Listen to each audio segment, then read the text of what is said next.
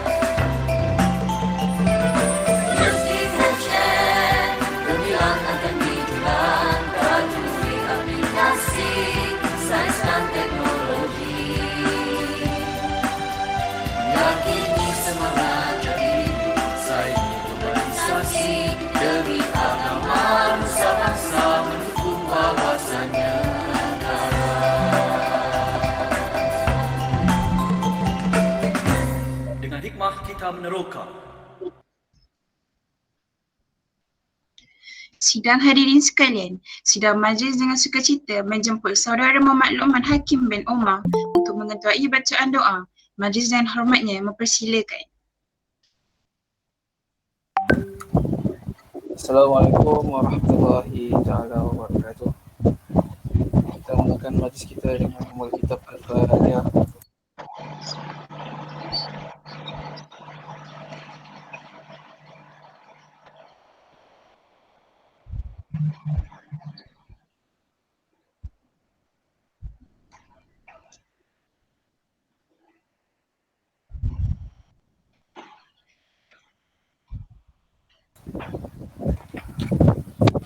A'udzubillahi minasyaitonirrajim. Bismillahirrahmanirrahim. Alhamdulillahirabbil alamin. Wassalatu wassalamu ala asyrafil anbiya'i wal mursalin wa ala alihi wa sahbihi ajma'in. Allahumma inna qalbul azim innaka sami'un alim innaka ghafurur rahim innaka rabbul arsyil azim innaka barul jabbaril karim. Ya Allah, Engkaulah yang mempunyai segala pujian. Engkaulah yang berhak menerima segala pujian. Engkaulah yang berhak menerima segala pujian. Engkaulah yang memiliki segala pemerintahan. Di tangan Engkau segala kedudukan. Kepada Engkaulah kembali segala urusan. Allahumma ya Rahman, cucurilah rahmat dan rahimmu ke atas majlis pemugaran emosi murid dalam norma baharu yang diadakan pada pagi ini. Berkatilah ia dari awal hingga akhirnya. Ya Rahman, Ya Rahim, kami juga memohon perlindungan daripadamu dari segala perkara yang boleh mencacat celakan majlis kami dan daripada segala perkara yang melalaikan kami dari berbuat taat kepadamu. Kepadamu juga kami serah segala urusan kami. Rabbana zalamna anfusana wa illam taghfir lana wa tarhamna lanakunanna minal khasirin. Rabbana atina fid dunya hasanah fil akhirati hasanah wa qina azabannar. Sallallahu ala sayyidina Muhammad wa ala alihi wa sahbihi wa barik wasallam. Walhamdulillahi rabbil alamin. Amin amin ya rabbal alamin. Majlis mengucapkan ucapan terima kasih kepada saudara Muhammad Luqman Hakim bin Omar atas pimpinan bacaan doa sebentar tadi. Yang dihormati Dr. Wan Hanim Najwa binti Wan Muda, pensyarah bimbingan dan kaunseling Seksyen 1 yang dikasihi lagi diraikan penjemputan kita Puan Nur Huda binti Jaharuddin serta hadirin yang dihormati sekalian. Bersyukur kita kehadrat ilahi kerana dengan limpah kurnianya dapat kita bersama-sama bersua pada pagi yang serba indah ini. Saya Suraya binti Mosofi sebagai pengacara majlis dan akan bersama-sama hadirin sekalian untuk mempengerusikan bual bicara kita pada pagi ini. Saya yakin pasti ramai yang sedang tertanya-tanya dan tidak sabar hendak berkenalan dengan panel jemputan kita pada pagi ini. Baiklah, panel jemputan kita pada pagi ini merupakan seorang kaunselor dari unit psikologi dan kerjaya College Vocational Temerloh. Beliau berkelulusan akademik dalam ijazah sarjana muda, pendidikan bimbingan dan kaunseling dan pernah berkhidmat di Sekolah Menengah Teknik Sandakan pada tahun 2007 hingga 2008 dan di College Vocational Temerloh 2008 hingga kini. Selamat datang Puan Nur Huda binti Jaharuddin. Terima kasih atas kesediaan meluangkan masa untuk berkongsi ilmu pada pagi ini. Hadirin sekalian, program ini dijalankan bagi memberikan penerangan kepada para pelajar bagaimana pemugaran emosi pelajar boleh terjaga atau lebih kata kepada bagaimana pelajar hendak menjaga kesihatan emosi diri sendiri dalam norma baharu pendidikan ini. Jadi tanpa membuang masa, kita mulakan sesi bual bicara kita pada pagi ini. Saya serahkan kepada moderator kita, Saudara Ahmad Faiz bin Muhammad. Dipersilakan. Assalamualaikum warahmatullahi wabarakatuh dan salam sejahtera. Terima kasih kepada pengurusi majlis. Saya Ahmad Faiz bin Muhammad akan menjadi moderator anda untuk berbicara pada pagi ini. Pertamanya saya ingin mengucapkan ribuan terima kasih kepada panel jemputan kita pada pagi ini iaitu Puan Nur Huda. Beliau juga merupakan guru bimbingan dan kaunseling saya semasa tempoh mengajar saya di College Vocational Temerloh. Cikgu, apa khabar cikgu?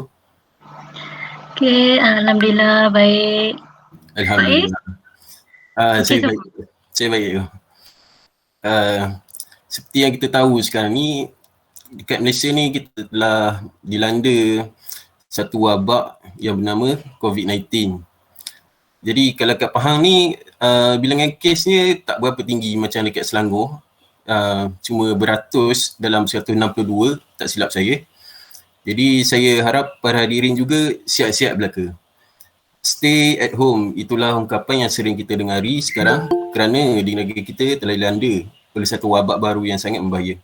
Ia telah memberi impak kepada kita sebagai pelajar dan juga guru-guru yang berada di sekolah. Ia telah mengubah cara pembelajaran serta cara pengajaran kita dari secara bersemuka di kelas dan berubah kepada kelas dalam talian atau kelas online.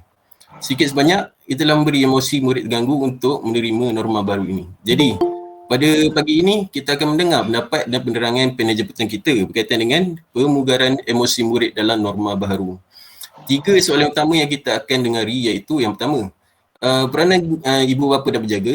Yang kedua adalah, apakah cabaran-cabaran yang dihadapi oleh murid dan guru dalam keadaan norma pendidikan baru ini? Dan akhir sekali adalah cara pemugaran emosi murid dalam norma baru ini. Tanpa membuang masa lagi, dipersilakan. Cikgu boleh ya? Okey. Okay, Assalamualaikum semua. Assalamualaikum warahmatullahi wabarakatuh dan selamat pagi. Salam sejahtera. Yang bukan beragama Islam. Okey, yang saya hormati selamat pagi. Good morning.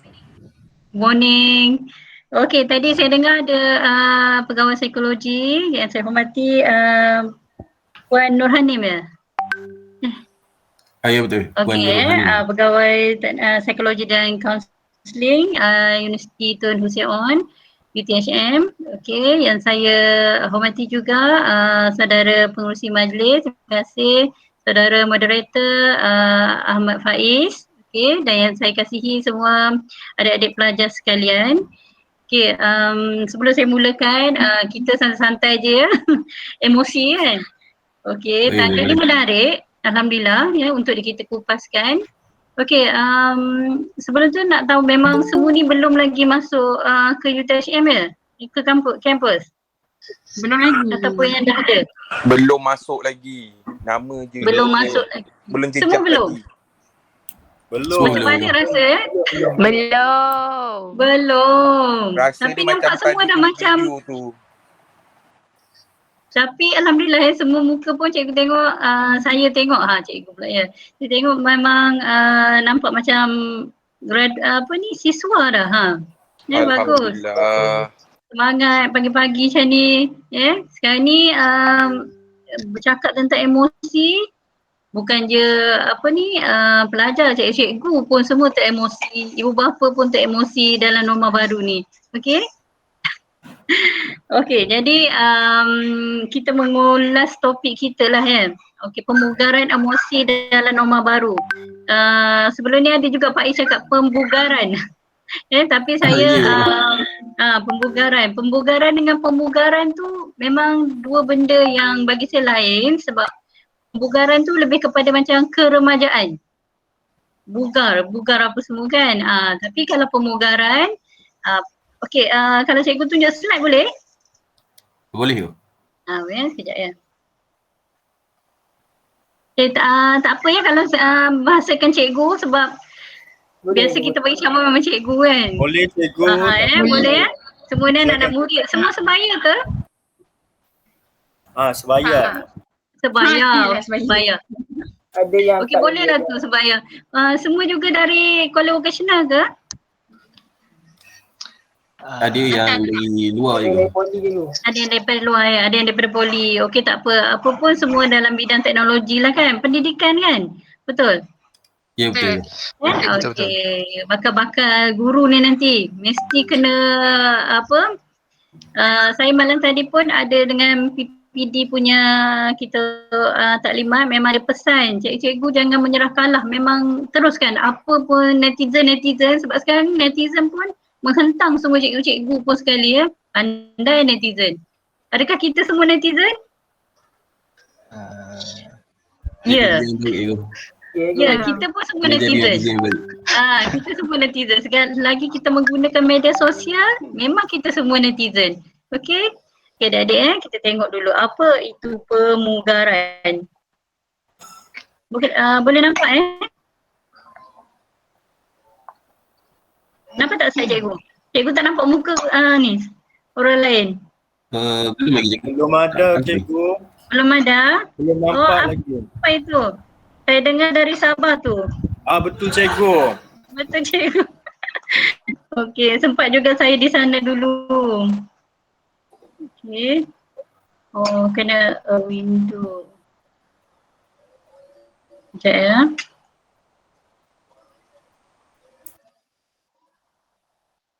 Ini ialah satu nombor baru jugalah bagi cikgu ya.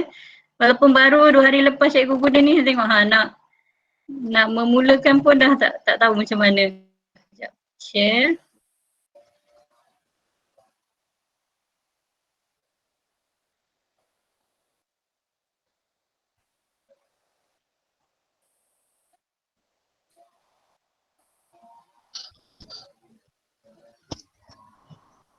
Kenapa dia tak nak keluar Sekejap.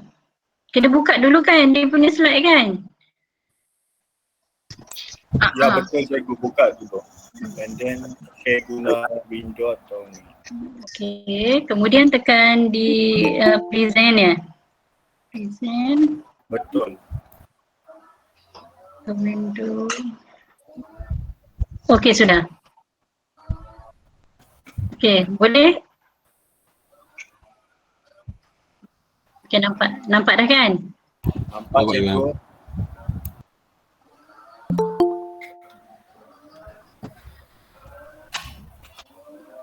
Sekali lagi Assalamualaikum semua dan selamat pagi. Cikgu harap semua pagi ni dalam emosi yang stabil, sihat-sihat sentiasa, dijauhkan dari coronavirus penyakit-penyakit yang sekarang ni memang menghantui kita semua. Okey. Itulah pandemik yang berlaku sekarang. Okey, pagi ni kita mengulas topik pemugaran emosi murid dalam norma baru. Sebelum tu tadi pengacara majlis ada perkenalkan tentang cikgu. Okey, sekali lagi cikgu terangkan juga nama cikgu Nurhuda binti Jahrudin, merupakan pegawai kaunseling di Kuala Vocational Temerloh. Kalau di Kuala Vocational dipanggil pegawai psikologi dan kerjaya. Tapi cikgu dulu di sekolah menengah teknik guru bimbingan dan kaunseling. Jadi mana-mana pun boleh. Sebab kami masih lakukan bimbingan dan kaunseling serta bimbingan kerjaya. Okey. Okey cikgu, perkenalkan sikit lah ya sebelum mulakan. Berasal dari Temerloh Pahang. Faiz ni baik budaknya. Ahmad Faiz ni memang anak murid cikgu dulu. Tak ada masalah, tak pernah lagi lah jumpa cikgu. Tak tahulah ada tak ada masalah ataupun tak tahu masalah. Tapi alhamdulillah bila dah bergelar graduan, Faiz antara pelajar yang merujuk cikgu untuk kemasukan ke universiti menyambung pengajian. Betul kan Faiz? Betul. Dia rujuk Okey, begitu juga dengan yang lain cikgu rasa pun sama akan merujuk kaunselor sekolah masing-masing. Okey.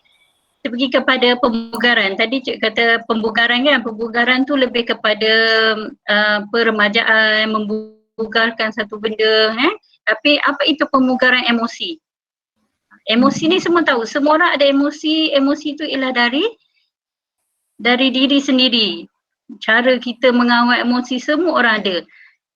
Sekarang ni kita fokus kepada murid. Sebenarnya emosi ni murid terkesan, cikgu terkesan, ibu bapa terkesan, dan lebih parah lagi, mungkin sikit lagi kita akan dapat macam kami di sekolah, di college, kita dapat kesan antara pelajar-pelajar kita yang dah mula terkesan dengan norma baharu ni. Sebabnya setiap hari cikgu akan dapat klien, dapat student yang akan kontak kita maklumkan stres, tak boleh, benda semua macam-macam macam-macam isu yang diketengahkan mereka lah sebabnya kita ada buat link lah untuk mereka berkongsi, sharing apa semua untuk minda sihat mereka, dan kita nampak kat situ memang pelajar ni sekarang ni emosi akan agak terganggu lah tapi jumlah tu kita tak pasti sebab bukan semua yang maklumkan pada kita, dan kita memang terbatas sebab sekarang ni dalam norma baru memang tak dapat nak jumpa pelajar. Okey. Okey, pemugaran emosi ni merupakan konsep menunjukkan pendekatan bertujuan untuk memperelok strategi. Kenapa dikata memperelok strategi dalam kebiasaan baru? Pemugaran ni pun sebenarnya saya dah lama tahu tapi tak pernah pun kita guna kecuali bila adanya pandemik. Okey, dalam bulan 3 tahun lepas bulan Mac tahun lepas. Okey, masa tu tengah aktif lagi kita dengan program, dengan buat program itu dengan ini apa semua masih lagi rancak dengan PDPR di sekolah, di college. Tiba-tiba dapat tahu bila cuti seminggu bulan Mac tu, cuti awal semester pertama tu, pertengahan semester, dapat pengumuman daripada yang amat berhormat Datuk Tan Sri Muhyiddin Yassin mengatakan kita perlu PKP. PKP tu apa? Perintah Kawalan Pergerakan. Itu pun satu benda yang baru kita dengar. Bagi saya memang kita tahu itu lockdown tu kita pernah dengar dekat luar negara, tapi di Malaysia itu yang pertama kali di usia dah 30-an ni memang itu bukan pertama kali. Dan kamu juga mungkin dalam umur 21, 22 mungkin dalam tu ini satu benda yang baru. Dan apabila berlakunya satu benda pandemik yang datang kepada kita pun dah tukar macam-macam strategi apa semua. Itu yang kena ada satu cara untuk memperelok strategi. Macam mana? Okey, sekarang ni kita minta semua pelajar, murid semua berada di rumah dan apa strategi yang perlu kita berikan. Itulah dinamakan pemugaran. Seterusnya memperbaharui semangat. Itu memang sangat-sangat penting, sangat-sangat utama semangat. Semangat macam kamu juga dah bersemangat nak masuk U. Okey, dah sedia itu ini, tiba-tiba kena daftar online. Betul kan, daftar online. Pendaftaran secara online, secara maya, belum lagi dapat pergi ke UTHM. Seumur hidup saya baru sekali je saya lalu depan UTHM tu. Mungkin ada di kalangan kita yang belum pun sampai ke UTHM. Betul tak? Betul. Institut. Dulu zaman cikgu dulu UTHM ni dipanggil KUITO. KUITO College University Tun Hussein. Sebelum naik darjah universiti. Universiti ni patut berbangga. Kalau dulu kita berbangga dengan sekolah kita nyanyikan lagu lagu sekolah. Faiz tu tak tahu lah ingat tak lagu Kuala Vocational Temelong macam mana Saya alhamdulillah daripada sekolah rendah saya masih ingat lagi lagu sekolah sekolah rendah pun masih saya ingat. Saya memang saya bukan orang teknologi tapi saya orang sastra, orang kemanusiaan. Jadi memang saya suka benda-benda ni, saya akan ingat lagu daripada sekolah rendah. Lagu tadika je saya tak ingat. Tak tahu ada lagu ke tidak Okey. Jadi semangat setiap orang tu kita perlu perbaharui dalam norma baru dan kebiasaan baru yang kita perlu hadapi ni. Dan semua orang pun tak dapat jangka walaupun Kementerian Kesihatan, kementerian kita sendiri mengkaji benda tu, tapi siapa jangka? Ada orang jangka dan elok-elok kita pernah dapat satu tahap zero case pada tahun lepas, betul kan? Pernah ingat? Mungkin ada yang kita ingat kan? Betul. Ya, kita pernah dapat zero. Tiba-tiba. Di mana kepuncanya? Pilihan raya. Rezeki Allah bagi. Rezeki. Okey, mungkin boleh juga rezeki. Tiba-tiba ledakan tu berlaku apabila ada satu kluster yang kita semua mungkin tahulah, tapi kita tak boleh buat andaian sendiri sebab kita sedar yang turunkan semua benda ni memang daripada Allah Subhanahu Wa Taala Okay. Baru semangat ni semua memang kita kena kita kena sesuaikan dengan situasi semasa. Okey, seterusnya pemugaran memulihkan suasana muram. Muramnya duduk kat rumah ni, tiba-tiba Muhammad Luqman ni tak tahu nak buat assignment ni. Allah, nak pandang dinding, pandang laptop, pandang apa semua, tak tahu kan. Tak tahu dengan siapa, kita rasa muram, tak ada teman nak berbual apa semua. Suasana tu sangat-sangat bagi kita, Sebab ini kisah benar sebab dalam minggu ni saya dapat kes anak murid saya, dia kata bila dia stres sangat dia sampai ketuk kepala dia dengan handset tu. Semalam dah rujuk kepada klinik. Ini bukan satu benda yang main-main lah.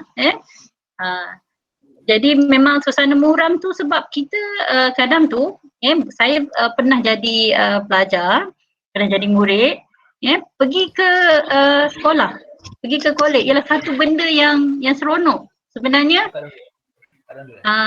Kan satu benda yang seronok sebab orang kata okey pergi, ayat-ayat klise, pergi sekolah untuk belajar. Ya ke? Betul ke? Memang betul lah, memang tempat untuk kita belajar. Tapi saya dulu masa sekolah dulu zaman bermain pergi sekolah untuk jumpa dengan kawan-kawan. Masa itulah boleh membawang. Dulu zaman cikgu tak ada lagi membawang. Tak ada zaman membawang, tak ada netizen semua, tak ada lah. Pergi sekolah sebab kita nak jumpa dengan kawan-kawan. Kawan-kawan yang paling rapat dengan kita ialah kawan-kawan satu kelas kita. Itu kebiasaannya kawan-kawan rapat dengan kita lah. Tapi kalau ada juga yang tak rapat dengan kawan kelas dia rapat dengan kawan kelas sebelah. Itu mesti ada satu benda yang kita dapat kenal pasti kat situ. Kenapa punca-punca dia kan? Okay, itu suasana suram. Suasana muram tu yang perlu kita pulihkan. Okay. Sekarang ni dengan norma baru semua pelajar, semua murid, semua pelajar universiti semua tapi ada juga pelajar universiti yang ada di kampus tapi belajar secara online, betul kan? Ada juga setengah. Ada kan? Setengahnya dia dah berada di kampus tapi masih lagi belum boleh datang kuliah kan? Secara online. Masih lagi secara online semua ya. Okey, suasana muram ni semua kita akan hadapilah Sekarang tu kita dapat kita tak ada tempat untuk luahkan. Okey, seterusnya membuat pembaharuan. Pembaharuan macam mana yang perlu kita buat? Pemugaran, itulah membuat pembaharuan. Pembaharuannya ialah bila kita sedar yang kita dah berada dalam norma baru, dalam benda baru. PDPR tak pernah pun seumur hidup cikgu tak pernah pun ada online ni semua. YMA sekalipun masa cikgu 4 tahun universiti tak ada pun pembelajaran secara online.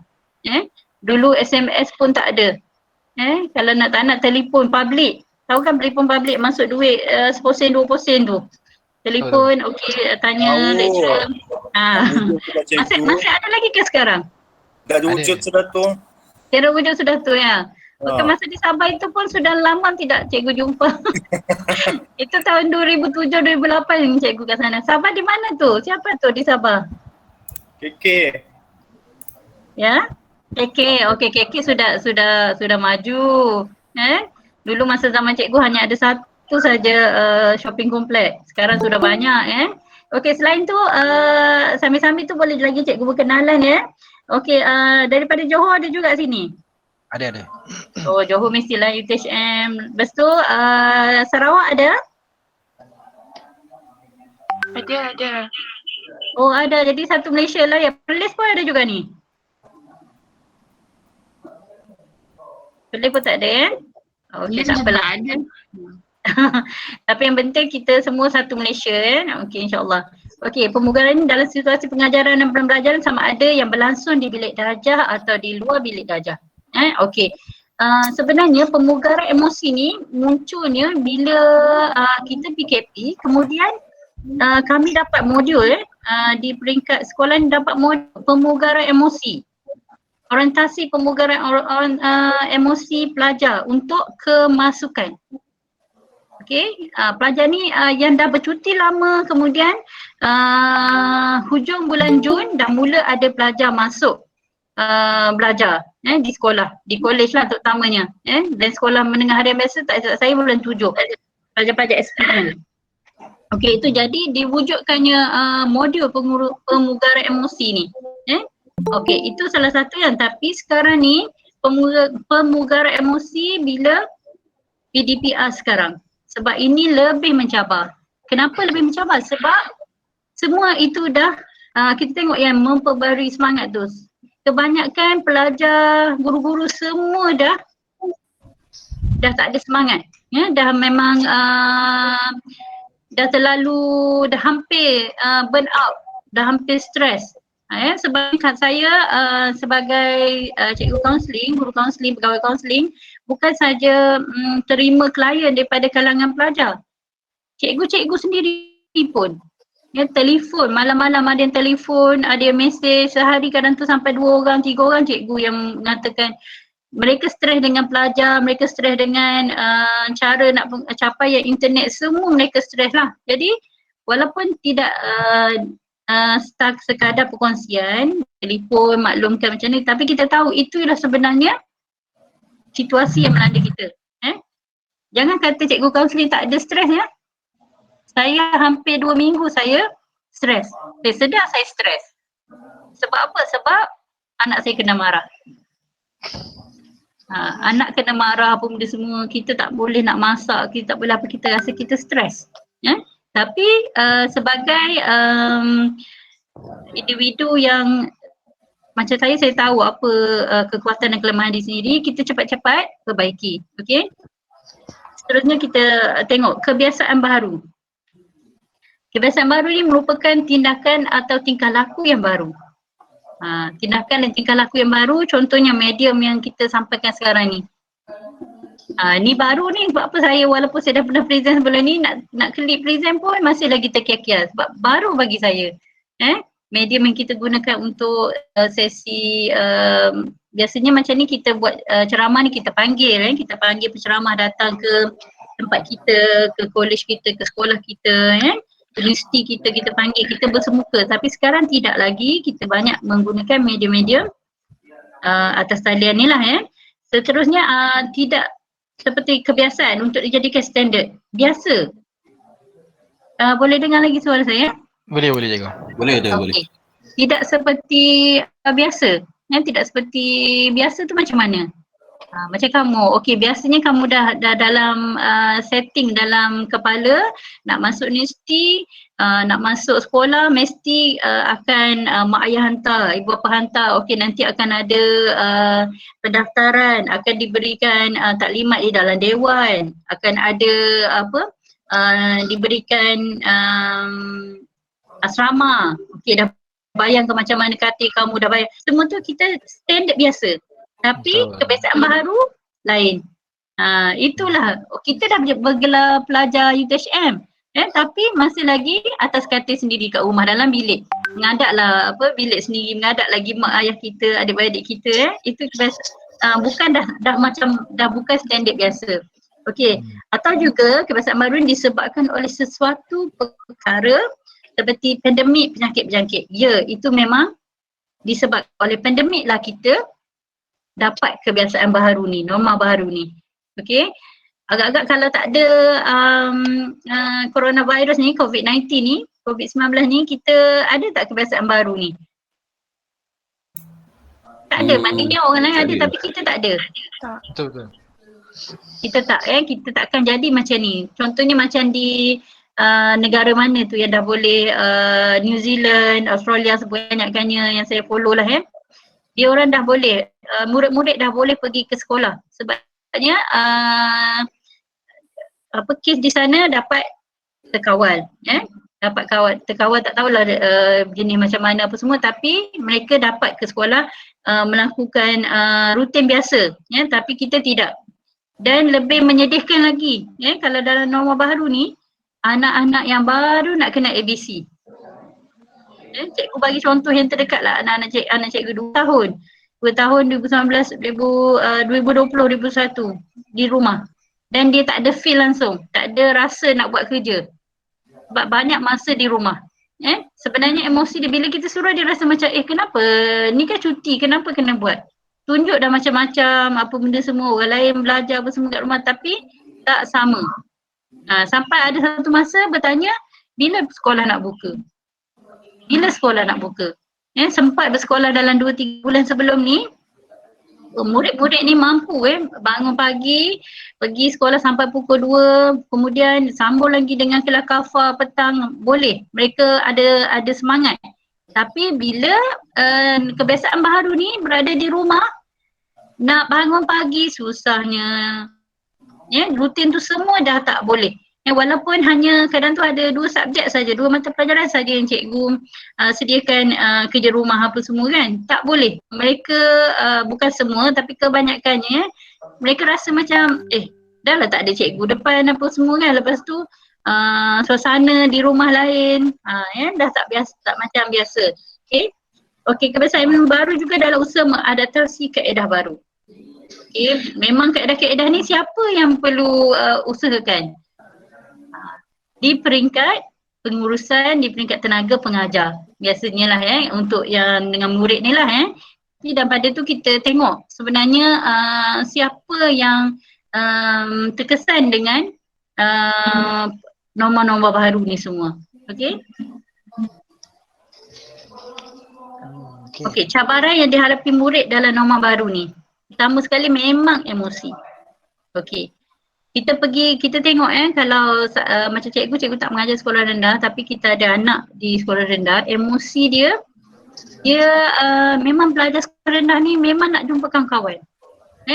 Memang nak jumpa kawan-kawan. Bagi mereka kawan-kawan itu ialah pembelajaran mereka.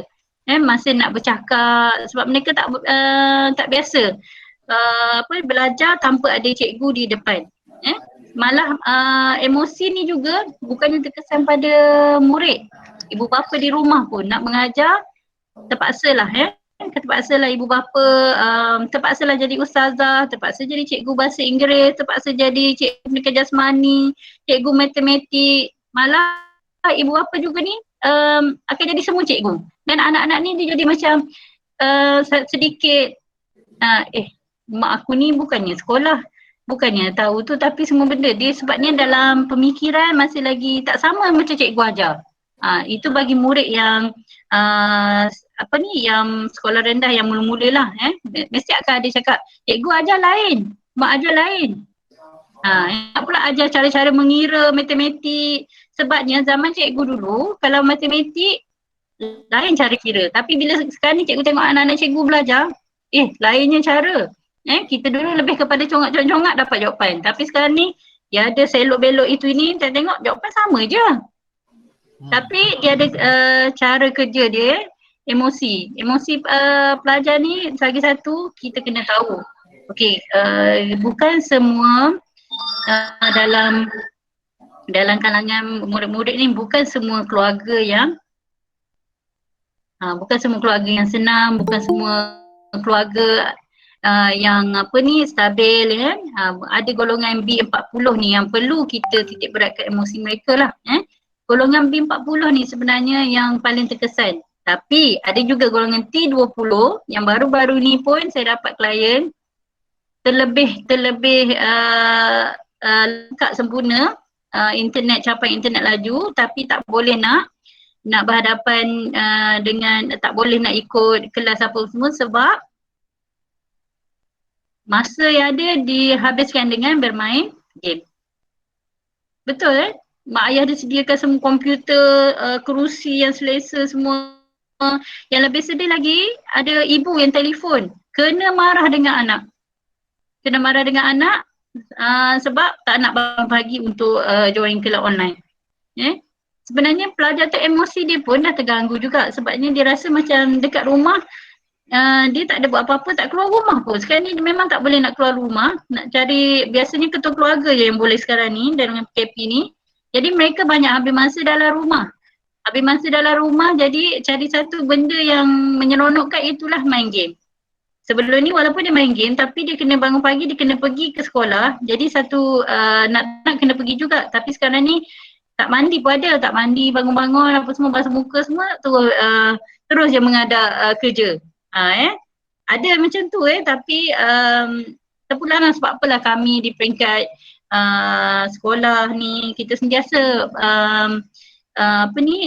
salurkan kepada pelajar okey macam mana cara-cara pemugaran emosi mereka, okey macam mana cara-cara nak belajar, okey mula-mula bangun pagi, pastikan mandi, ambil sarapan, benda-benda tu walaupun di peringkat college vocational sendiri pun masih lagi kita kena ingatkan, kejutkan pagi-pagi. Kejutkan dalam grup-grup kumpulan apa benda semua masih lagi. Sebab mereka mereka masih lagi tak biasa dengan kebiasaan baru, ramai lagi. Dan biasanya emosi yang dihadapi pelajar ni, mereka sangat-sangat terkesan apabila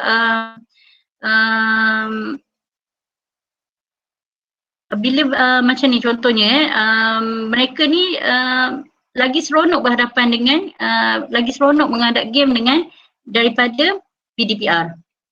Emosi dia. Jadi bila kita macam tu, kita tak boleh ditegur ibu bapa, tak boleh tegur cikgu-cikgu call, tak angkat pun benda semua sebab dia rasa macam tak nak diganggu. Dia nak privacy sendiri. Okay. Cabaran seterusnya PDPR. Okay, PDPR ramai yang cakap cikgu tak boleh nak online.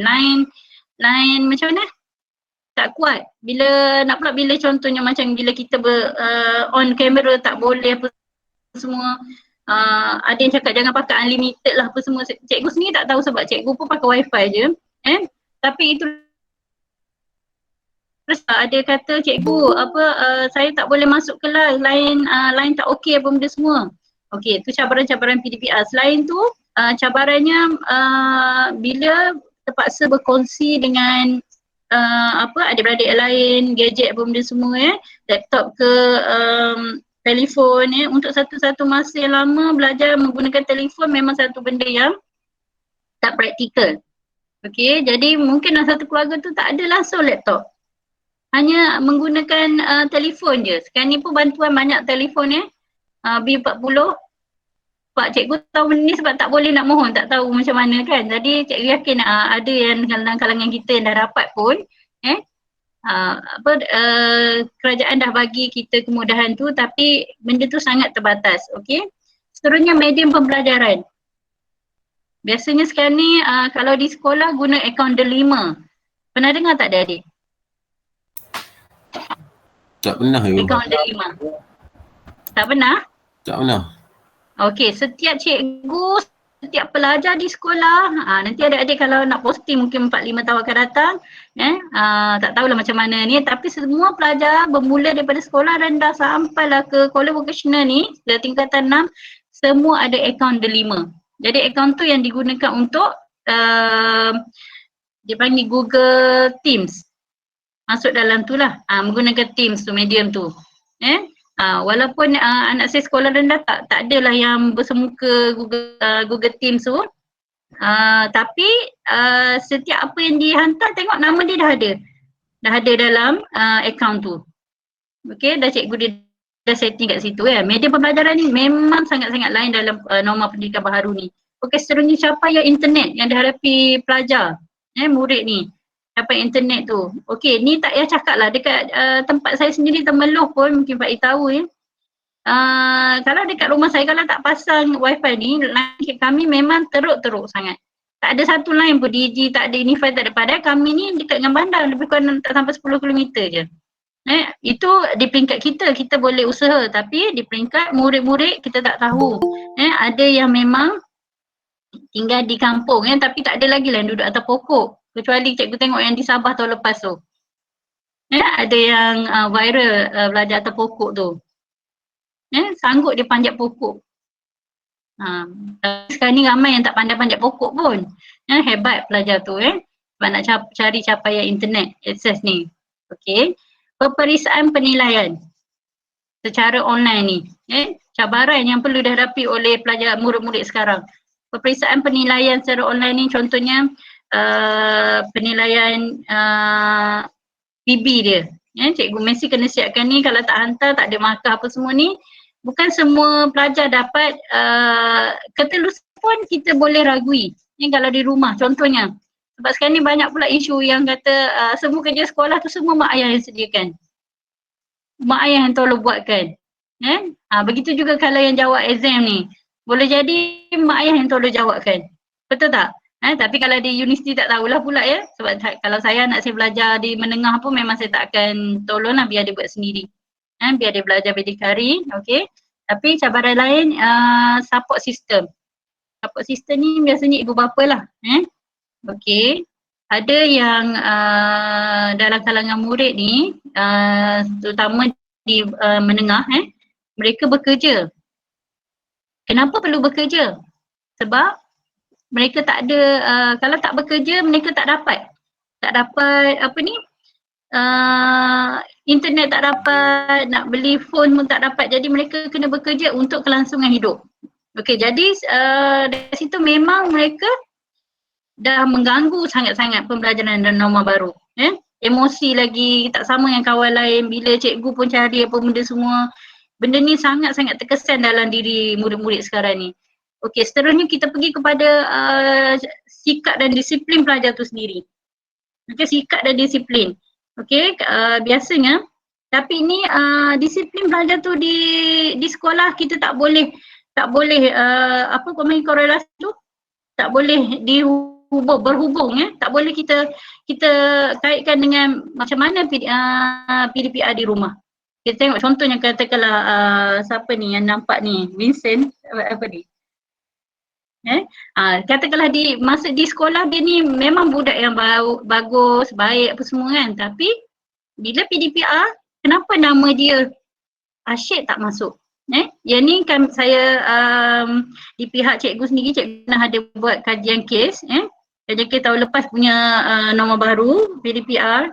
Pelajar ni antara pelajar terbaik dalam kelas, tapi apabila PDPR semua kelas online dia tak dapat join, tak dapat ikut. Rupanya bila kena pasti dia memang tak ada satu peranti pun, telefon tak ada, laptop pun tak ada. Dan sampai yang terbaru dalam bulan Mac baru ni YB YB datang bagi bantuan laptop kepada dia. Mungkin ada sebabnya dia salurkan masalah dia tu kepada YB setempat dan alhamdulillah lah boleh.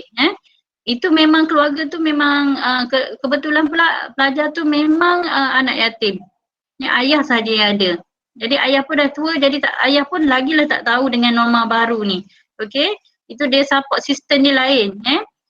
Macam kami anak-anak pun, walaupun saya cikgu tapi saya tak boleh tumpu kepada anak-anak sendiri. Tak boleh sebab kita pun ada tugasan lain. Anak dengan cikgu dia, kita dengan anak murid kita contohnya. Itu support system, tapi nak tak nak bila dah habis time kita akan jenguk lah. Itu biasanya kalau dapat keluarga yang stabil. Macam mana emosi anak-anak yang lahir daripada keluarga yang okey, saya pernah mungkin dalam kalangan kita ni semua ada bilik masing-masing untuk tidur dan juga belajar. Kita andaikan macam tu lah yang ada di hadapan adik-adik semua ni, yang ada depan saya ni semua ada bilik sendiri. Tapi hakikat sebenarnya saya tak boleh nak compare dengan pelajar murid lain. Saya cuma ceritakan apa yang pernah saya lalui sepanjang 15 tahun bergelar guru kaunseling ni. Murid saya langsung tak ada bilik di rumah. Cuba bayangkan. Bila dia tak ada bilik di rumah, macam mana dia nak berhadapan dengan PDPR? Situlah tempat dia makan, situlah tempat dia duduk, situlah keluarga lain pun ada. Macam mana dia nak belajar? Nak keluar pun sekarang ni tak boleh, PKP pun semua. Itu sangat-sangat mengganggu mereka. Okey, seterusnya pembukaan sekolah. Cabaran dalam pembukaan sekolah nanti. Bila di sekolah ni, macam mana kita nak memugarkan emosi pelajar dalam sekolah ni, nak mendisiplinkan mereka dalam norma baru. Contohnya macam kami buat sebelum ni lah, masa dapat bersemuka ni, sangat-sangat satu benda yang sukar. Semua benda penuh dengan SOP. Bermula masuk ke pintu pagar sampailah ke kantin dan sebagainya. Tanpa kawalan memang habis. Memang semua tenaga pengajar, semua cikgu, semua pengawal, semua main peranan. Masa ni. Sampai ke pengawal keselamatan pun main peranan. Cek suhu apa benda semua. Okey, keciciran. Cabaran yang akan berlaku dalam norma baru ni untuk pelajar ni ialah keciciran. Sebabnya dah ramai pelajar yang berhenti belajar. Baik di sekolah rendah maupun di sekolah menengah akan berlaku keciciran. Cabaran yang dihadapi guru dalam norma baru ni. Ini cabaran-cabaran dia. Mengurus dan mengendalikan murid. Okey, nak mengendalikan. Sekarang ni kita berhadapan dengan PDPR, guru-guru ni nak mengendalikan. Setiap hari akan ada cikgu yang akan luahkan di Facebook, di media sosial lain, di Instagram, di Twitter pun benda semua masalah-masalah mereka yang mereka hadapi. Dengan pelajar tak join kelas apa benda semua, ibu bapa tak bagi kerjasama apa semua, macam-macam macam mana mereka nak mengendalikan murid ni. Kehadiran dalam masa sama kementerian minta kehadiran mestilah lebih pada 70%, 80%.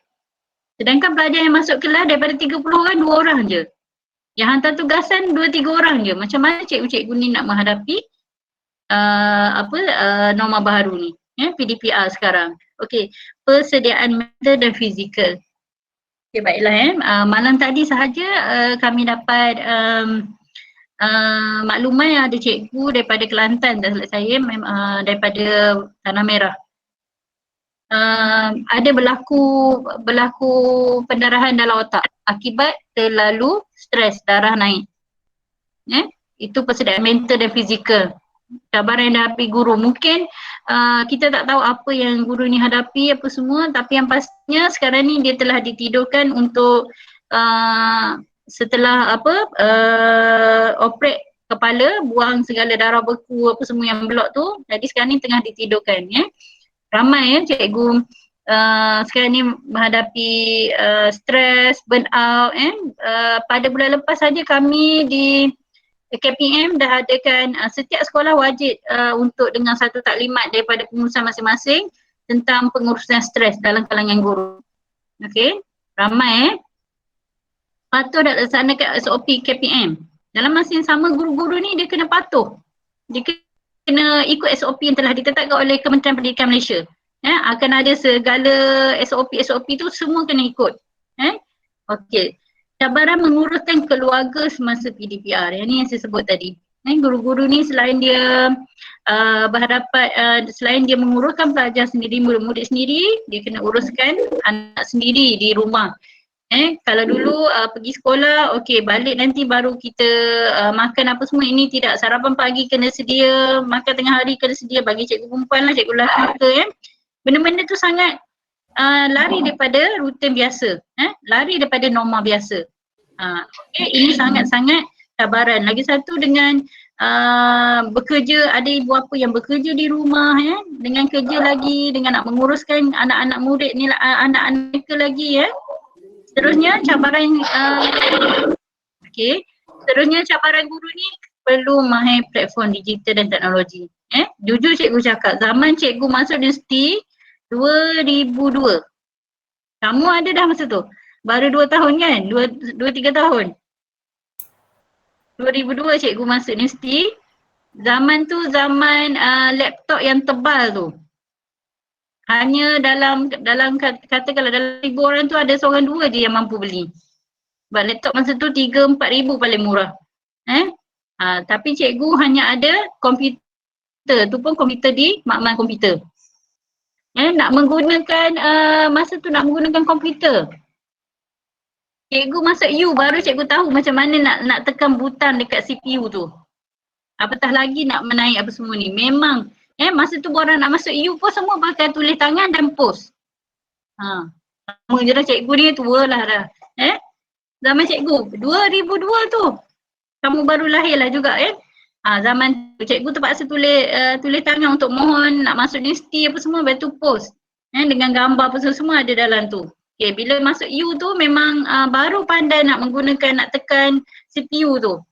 Bila menaik satu jari, satu tangan je guna. Tekan satu masa tu. Apatah lagi bila dah jadi cikgu ni, sekarang macam-macam lah. Baru je tahu tentang Google Meet, tiba-tiba ada pula Google Teams ni lah, adanya lah pula Zoom-nya apa benda semua kan. Skype apa benda semua tu benda Allah hai. Macam mana lah cikgu yang, cikgu muda tak ada masalah. Sebab macam adik-adik semua, sekarang ni pun tengok advance dah boleh buat program menggunakan medium ni. Zaman kami tak ada. Jadi cikgu-cikgu lama ni akan ada masalah sikit dari segi nak menguruskan PDPR dengan murid-murid ni. Itu antara satu keluhan lah. Tapi nak tak nak, sebagai seorang pendidik yang dah berikrar akan menyerahkan seluruh kami guru Malaysia berikrar dan berjanji mendidik dan membimbing. Okey, saya ingat lagi lagu tu jadi apa pun skalanya memang kena belajar. Kadang tu kalau adik semua nak tahu, cikgu akan belajar dengan anak-anak murid sendiri. Okey, macam mana nak buat ni, macam mana kalau kita nak adakan suara ni, macam mana nak buat YouTube ni, macam mana nak buat video ni, kita akan belajar dengan murid. Murid sekolah rendah pun kadang tu lagi advance pada cikgu dalam menggunakan platform digital ni dalam norma baharu ni. Okey, ini yang dikatakan pemugaran emosi murid dalam norma baharu. Ini yang modul yang cikgu kata tadi, modul orientasi pemugaran emosi murid ni, ini yang KPM gunakan untuk semasa pelajar bersemuka masuk tahun lepas tu kami gunakan modul ni lah. Okey, sekarang ni apa-apa pun setiap hari kami akan di peringkat guru-guru kaunseling khususnya akan memberi hebahan akan menyalurkan hebahan kepada semua anak-anak murid tentang Let's Stop Minda Sihat. Okey, positif, minda sihat, semuanya berkaitan dengan minda sihat. Sebabnya sekarang ni kita ini antara salah satu medium selain daripada poster, dan tu ada juga yang buat video, ada yang buat TikTok dan sebagainya. Semua medium tu disampaikan kepada anak-anak murid masing-masing. Cuma persoalannya, sampai ke tidak? Sampai ke tidak kepada anak murid tu? Sampai ke tidak? Tapi walau macam mana pun, ini ialah kebiasaan baru, ini ialah cara strategi yang digunakan untuk walaupun tak kata 100% yang akan baca, yang akan tengok, tapi at least 50% akan tahu juga. Jadi benda-benda ni nanti supaya kita tidaklah kata awak tak berbuat apa-apa. Di peringkat guru, di peringkat sekolah tak buat apa-apa, tapi inilah yang pemugaran sebenarnya. Pemugaran ni kita kena rasionalkan balik mereka, sentiasa minta mereka berfikiran positif dan yang lebih penting dalam minda sihat ni, kita mesti gunakan ayat-ayat yang positif je. Ayat yang positif ni maknanya kita sentiasa anda sihat hari ni, ayat yang positif apa lagi? Jangan cakap tak sihat ke, tak sihat tu dah lain kita tukarkan kepada anda sihat, macam tu. Jangan cakap tak sihat ke apa benda semua. Okey, lagi kita elakkan daripada menyentuh soal-soal yang terlalu sensitif. Terlalu ingatkan pelajar ni dengan benda-benda yang baik, fikirkan positif, apa cara-cara yang perlu dibuat. Okey. Seterusnya peranan semua guru peranan semua guru dalam pemugaran emosi murid ni. Sebenarnya guru-guru yang mengajar murid ni, dia lebih kenal dengan murid dia. Sebab apa kita bila guru kena pasti murid ni okey tak masuk kelas apa semua, dalam masa yang sama kita akan check latar belakang murid-murid ni macam mana, apa benda semua Okey. Dan untuk PDPR ni gaya pembelajaran yang paling sesuai ialah gaya pembelajaran demokratik. Dah belajar dah kepimpinan? Ada tak belajar modul kepimpinan? Belum belajar. Dalam kepimpinan ada 3, demokratik, autokratik, laissez-faire. Okey. Jadi kalau autokratik ni maknanya cikgu mengajar ni memang nak tak nak okey murid siapa tak hantar saya bagi kosong.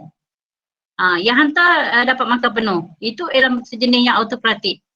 Okey, tapi kalau yang jenis demokratik ni okey, minta pandangan. Okey, kalau cikgu bagi 10 markah ni untuk belajar yang pertama, yang seterusnya nanti cikgu akan bagi 8 dan seterusnya. Okey, yang tak hantar ni boleh tak hubungi cikgu macam mana, kenapa, apa masalah kamu. Okey, itu lebih kepada demokratik, maknanya kita perbincangan. Okey, yang ni lebih sesuai sebab sekarang ni bila kita gunakan autokratik, pelajar makin stres. Okey, sekarang ni bila kita guna demokratik, kita sentiasa bukan saja kita mengajar tu kita nampak modul tentu saja, bukan. Sebenarnya kita sambil mengajar, sambil tengok emosi pelajar. Kita dapat kenal kenapa pelajar ni tak hantar apa semua. Itu sebenarnya ada gangguan emosi mereka. Mereka tak boleh nak tu mungkin cara kita mengajar tu terlalu menekan apa benda semua itu semua peranan guru untuk memastikan emosi pelajar ni terkawal dalam kebiasaan baru ni. Seterusnya peranan guru bimbingan dan kaunseling. Modul-modul yang cikgu slide sebelum ni tadi, itu semua modul yang perlu dibuat oleh guru bimbingan dan kaunseling. Kami di peringkat sekolah ni macam-macam selain daripada kejar pelajar ni, kejutkan bangun, ingatkan sebelum tidur benda semua, macam-macam cara kami pendekatan. Okey, kalau dapat kenal pasti pelajar ni tak ada dalam menghantar PDPR ke, join PDPR ke, kami akan hubungi ibu bapa. Hubungi ibu bapa. Cuma sekarang ni terbatas sebab kita tak boleh nak pergi rumah pelajar. Sebelum ni kalau boleh, kalau di normal-normal biasa, bila pelajar tak datang ke sekolah apa benda semua, kita akan pergi ke rumah pelajar, kita tengok apa masalah tapi sekarang ni memang sangat terbatas, kita hanya boleh gunakan medium yang ini. Okey, seterusnya ujian DAS. Ujian DAS ni guru-guru bimbingan dan kaunseling mesti kena kena pasti tahap stres pelajar. Dekat situ dia ada stres, depres ke apa benda semua, dalam tu dia ada peringkat-peringkat dia, dan bila kita dapat kena pasti pelajar yang mengalami tahap stres yang tinggi tu, yang itu kita kena rujuk kepada pakar di klinik lah, di poliklinik, di hospital. Okay, buat masa ni modul DAS ni ada dalam modul pemugaran emosi murid dalam norma baru kami lakukan. Okey, seterusnya menilai tahap kesediaan pelajar dan ibu bapa. Okey, tahap kesediaan pelajar. Pelajar bersedia ke untuk PDPR? Pelajar bersedia ke? Macam kamu semua, lebih suka berada di rumah ke lebih suka berada di UTHM? Okey, jujur cakap. Seboleh-bolehnya nak ada di rumah ke nak pergi ke UTHM? UTHM. Okey. Lokman nak mana? Okey, tak apa ni, kita ni je. Adakah ada pesyarah kamu? Faiz berada di mana? Sebab saya dengar Faiz kata saya minat online juga. Oish. Bila minat online Dia dekat universiti tu. Yelah Ni. Kesiannya kamu ni cuma cikgu dapat rasakan kamu hanya kenal kawan kamu di media sosial ni lah, berkenalan di medium ni, tapi kamu tak pernah jumpa, betul tak? Betul. Tak kenal macam mana kita tak boleh tahu dia ada tek lalat kat muka, kat mana, kat apa semua. Bila kita bersemuka kita nampak lain. Okey, bersedia ke tidak tu, dan biasanya dalam norma baru ni kesediaan pelajar tu dah jadi lain. Okey, ada pelajar yang memang hureh dapat belajar di rumah, tak payah pergi sekolah. Sebab apa? Sebab saya dapat tengok pelajar saya rupanya dia bekerja. Rupanya dia menolong ayah dia di ladang. Dia menolong buat kerja yang lain. Okey, dia jadi apa yang rider tu? Food panda. Dia jadi tu, rupanya dia buat kerja. Sebab apa? Dia suka PDPR. Okey.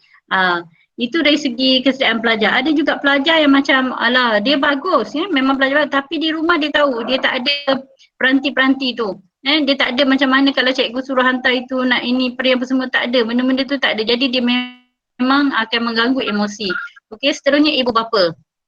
Bila PDPR ni sebenarnya, di peringkat ibu bapa, dia lebih suka kalau pada mulanya dulu, ibu bapa pada awal peringkat kita PKP dulu, kita belajar di rumah, ibu bapa macam apa ni cikgu-cikgu, netizen saya kata netizen, cikgu-cikgu ni makan gaji buta, dia tak bagi kerja. Tetapi apabila modul-modul KPM keluarkan SOP apa semua, bagi guideline macam mana untuk mengajar di rumah ni, bagi kepada guru, dan guru sampai kepada pelajar. Sampai sekarang ni ibu bapa pula mengeluh, yang saya dapat dapat tengok dalam media sosial, dalam Facebook, ibu bapa sampai koyakkan buku anak. Ada ibu yang koyakkan buku anak sebab anak tak nak buat. Yang biasanya sekolah rendah lah sebab dia tak biasa lagi belajar di rumah macam mana. Sampai macam tu sekali emosi ibu bapa dah terganggu sangat. Dah stres sangat dengan belajar di rumah. Bila lagi nak buka sekolah apa semua. Nampak tak sekarang ni dengan norma baharu ni semua orang terkesan. Jadi pemugaran kita yang perlu buat itulah kita sentiasa saya suka join laman Telegram ni MKM, Majlis Keselamatan Negara. Lepas tu psikologi punya group apa semua, dia akan sentiasa bagikan kita panduan macam mana nak berhadapan dengan stres apa benda semua dalam kebiasaan baru ni lah dan norma baru ni Okey, seterusnya program minda sihat. Okay, program minda sihat ni kita adakan untuk kita macam-macam cara, macam-macam kaedah untuk sentiasa kita nak bagi kepada anak-anak murid supaya mereka ni masih lagi boleh masih lagi rasa ada cikgu yang peduli tentang mereka Dalam minda sihat ni sebenarnya macam-macam aktiviti boleh buat. Ada yang individu, ada yang hebahan yang saya ceritakan tadi tu, macam-macam dalam minda sihat ni. Sebabnya kalau saya cerita kat adik-adik ni semua, sebabnya boleh buat satu tajuk pula, program minda sihat. Yang sini bawah ni memang banyak lah tapi itulah antara cara kita untuk memugarkan emosi murid dalam kebiasaan baru ni. Kita adakan program minda sihat di peringkat sekolah-sekolah masing-masing. Okey. Komunikasi bertulis dan juga multimedia. Komunikasi inilah yang biasanya disampaikan. Contohnya sekarang ni kita dapat komunikasi. Kita dapat tahu jumlah bilangan yang positif positif COVID. Semua tu komunikasi kan, betul kan? Semua tu ialah komunikasi. Komunikasi daripada MKM KKM menyenaraikan berapa hari ni. Tengok hari semalam dah 4,000 lebih, tiba-tiba hari ni jadi 5,000 lebih. Itu semua maklumat yang disampaikan daripada semua pihak lah untuk dalam norma baharu ni. Okey. Tak banyak dah ni. Habis dah. Okey, ni seterusnya peranan ibu bapa. Penjaga semasa PDPR ni. Okey. Okey, kita bila bercakap mengenai penjaga, saya yakin ni adik-adik ada depan saya ni kebanyakannya penjaga semua support.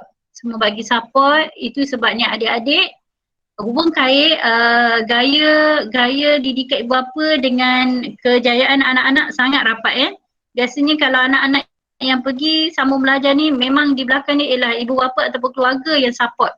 Jarang sangatlah yang kita dengar ibu bapa tak payahlah sambung belajar tapi awak sambung juga.